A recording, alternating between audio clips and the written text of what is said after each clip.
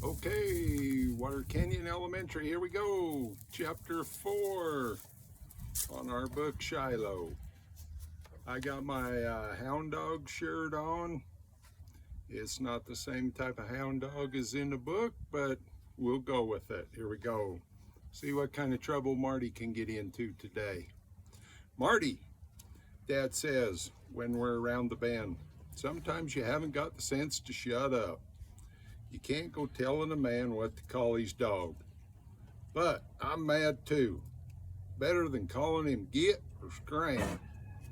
Judd Travers has the right to name his dog anything he likes or nothing at all. And you've got to get it through your head that it's his dog, not yours, and put your mind to other things. The Jeep bounces along for a good long mile before I speak again. I can't, Dad, I say finally. And this time his voice is gentle. Well, son, you gotta try. I ate my peanut butter and soda cracker sandwiches with Dad at noon, plus the zucchini bread Miss Ellison had left in her mailbox for him. And after all the Sears catalogs and mail is delivered, we head back to Sisterville post office. I get my Coca-Cola at the gas station while Dad finishes up, and we start home. I forget all about looking for cans and bottles. The can I'm a-holding is the only one I got. Judd Travers goes hunting near every weekend, don't he? I asked Dad. I suppose he does. You can shoot at just about anything that moves. Of course not. You can only shoot at what's in season. I'm thinking how about a year ago I was fooling around up on the ridge and come across a dead dog. A dead beagle with a hole in its head. Never said anything because what was there to say? Somebody out hunting got a dog by mistake, I figured. It happens. But the more I think on it now, I wonder if it wasn't Judd Travers shooting a dog on purpose. Shooting one of his own dogs, and that didn't please him.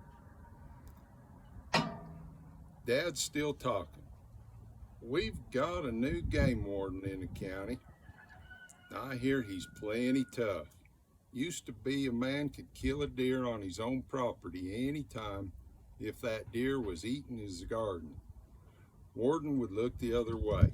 But they tell me the new warden will be fine you good. Well, that's the way it ought to be, I guess. What if a man shoots a dog, I ask. Dad looks over at me. Dogs aren't ever in season, Marty. Now you know that. But what if a man shoots one anyway? That would be up to the sheriff to decide what to do, I guess. The next day I started early and set out on the main road to Friendly with a plastic bag. Get me 11 aluminum cans, but that's all. Could walk my legs off for a year and not even have enough to buy half a dog. Questions I tried not to think about before come back to me now. Would Judd Travers want to sell Shiloh at all? And how much would he want for him if he did? And even if I got Shiloh for my very own, how was I supposed to feed him? There aren't many leftover scraps of anything in our house. Every extra bite of pork chop or boiled potato or spoonful of peas gets made into soup. And if we'd had enough money for me to have a dog and buy its food and pay the vet and everything, I would have had one by now. Darlene's been begging for a cat for over a year. It isn't that we're rock poor. Trouble is that Grandma Preston's got real feeble, and she's been cared for by Dad's sister over in Clarksburg. Have to have nurses anytime Aunt Hetty goes out, and every spare cent we got goes to pay for Grandma's care. Nothing left over to feed a dog, but I figured to get that problem later on. I wonder if maybe in time, if I never see Shiloh again, I'll forget about him. But then I'm lying on the couch that night after everyone else gone to bed, I hear this far off sound again, like a dog crying. Not barking, not howling, not whining even, crying. And I get this awful ache in my chest. I wonder if it is a dog, if it's Shiloh. I know you want a dog, Marty, Ma says to me on Thursday. She's sitting at the kitchen table with cardboard boxes all around her, folding a stack of letters and putting them in envelopes. Mom gets work to do here at home anytime she can. I wish we had the money so every one of you kids could have a pet, but with Grandma seeming to need more care, we just don't, and that's that. I know Ma knows me better than I know myself sometimes, but she don't have this straight. I don't want just any dog. I want Shiloh, because he needs me. Needs me bad. It's Friday morning when I hear the sound. Dad's off on his mail route. Darlene and Becky's watching cartoons on the TV. Ma's out on the back porch washing clothes in the old washing machine. It don't work. Only the wringer part works if you turn it by hand. I'm sitting at the table eating a piece of bread spread with lard and jam. When I hear the noise, I know it's Shiloh. Only the softest kind of noise and right close. I fold the bread up, jelly to the inside, stick it in my pocket, and go out the front door. Shiloh's under the sycamore, head on his paws, just like the day he followed me home in the rain. Soon as I see him, I know two things. One, Judd Travers is taking his dogs out a hunting, like he said, and Shiloh's run away from the pack. And two, I'm not gonna take him back. Not now, and not ever. I don't have time to think on how I'm gonna promise Judd if I ever saw Shiloh loose again, I'd bring him back. Don't even think what I'm gonna tell Dad. All I know right now is that I have to get Shiloh away from the house when none of the family will see him. I run barefoot down the front steps and over to where Shiloh's lying, his tail just a thumping like crazy in the grass. Shiloh, I whisper, and gather him up in my arms. His body is shaking all over, but he don't try to get away. Don't creep off from me the way he did that first day. I hold him as close and careful as I carry Becky when she's asleep. And I start off up the far hill into the woods, carrying my dog. I know that if I was to see Judd Travers that very minute with his rifle, I'd tell him he'd have to shoot me before I'd ever let him near Shiloh again. There are burrs and stickers on the path up the hill, and usually I wouldn't take it without sneakers. But if there's burrs and stickers in my feet, I hardly feel them. No, Judd Travers and his hounds won't be over here, because this hill belongs to my daddy. Get me as far as the shad brush next to the pine, then I sit down and hug Shiloh. First time I really have him to myself. First time I can hug him, nobody looking, just squeeze his thin body, pat his head, stroke his ears. Shiloh, I tell him, as though he knows it's his name. Judd Travers isn't never gonna kick you again. And the way his eyes look at me then, the way he reaches up and licks my face, it's like it seals a promise. I'd made a promise to Judd Travers I wasn't going to keep. Jesus help me. But I'm making one to Shiloh that I will. God strike me dead. I set him down at last and go over to the creek for a drink of water. Shiloh follows along beside me. I cup my hands and drink, and Shiloh helps himself, lapping it up. Now what, I asked myself.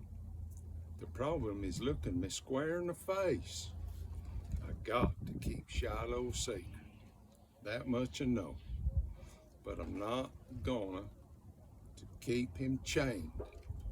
Only thing I can think of is to make him a pan. Don't like the idea of it, but I'll be with him as much as I can. I'll take him back to the shade brush, and Shiloh lays down. Shiloh, I say, patting his head, stay. He thumps his tail. I start to walk away, looking back. Shiloh gets up. Stay, I say it again, louder, and point to the ground. He lays back down, but I know he's liking to follow me, so I'll pull him over to a pine tree, take the belt off my jeans, loop it through the raggedy old collar Shiloh's wearing, and fasten the belt to the tree. Shiloh don't like it much, but he's quiet. I go down the path, and every so often I turn around. Shiloh's looking at me, like he won't never see me again, but he don't bark. Strangest thing I ever saw in a dog, to be that still. Ma's still on the back porch. When she washes, it takes her nearly all day. Darlene and Becky's stuck to the boob tube. So I go to the shed by the side of the house and take the extra fencing Dad used when we had us some chickens. I take me a piece of wire too and go back up the hill. Shiloh's still there. He won't try to get up while I set to work. I string the fencing around the trunks of the 3 small trees for corner posts, and then back to the pine tree again, where I fasten it with the wire. The pan measures about 6 by 8 feet. I go back down the hollow to the shed, and this time I get the old rotten planks Dad took out of the back. And when I put from the back steps, when he put new ones in,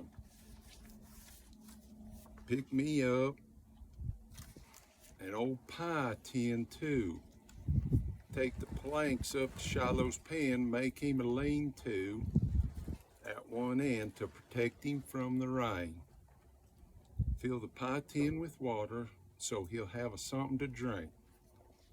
Last of all, I take the log bread from my pocket and feed it to Shiloh in little pieces, letting him lick my fingers every bite. I wrap my arms around him, pat him, run my hands over his ears, even kiss his nose. I tell him about 1,000,000 times I love him as much as I love my mom. The worry part is whether or not he'll stay quiet. I'm hoping he will, because he was a silent dog to begin with. But all the way back down the hill to the house, I put my fingers to my lips and turned back. Shh, I say. Shiloh, he don't make a sound. Like he had the bark beat out of him when he was a pup and it just never come back. I'm tense as a cricket that night. Tense when Dad drives up in his Jeep, afraid the dog will bark. Tense when Darlene and Becky are out in the yard playing after dinner, squealing and yelling. Afraid that Shiloh will want to get in on the fun and maybe dig a hole under the fence. But he never comes. I manage to take a piece of tater and some cornbread up to him before it gets dark. I'll sit down in his pen with him and he crawls all over me, licking my face. If he had been a cat, he would have purred. He was that glad to see me. Tell him I'm coming back tomorrow with some kind of leash for him. Tell him we're going to run all over that hill with him and me every day. tell him he's my dog now, and I'm not never gonna let anybody hurt him again, ever. And then I leave wiring that fence good. I go home and sleep a full night. First time in a long time. Okay, that's chapter 4. Say bye, Red.